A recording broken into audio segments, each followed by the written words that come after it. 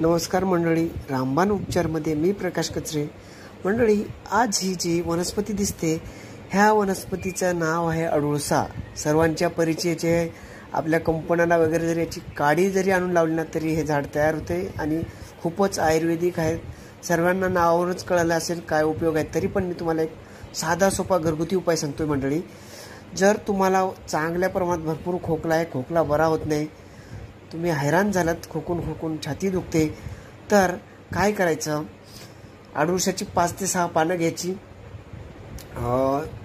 4 ते 5 काळ्या मिऱ्या घ्यायच्या, 4 ते 5 लवंग, दालचिनी थोडीशी घ्यायची बोटभर, आणि हे 1 ग्लास पाणी घ्यायचं. ते चांगलं उकळवायचं आणि अर्धा कप सकाळ दुपार संध्याकाळ घ्या. असे 3 दिवस घ्या, 2 ते 3 दिवस.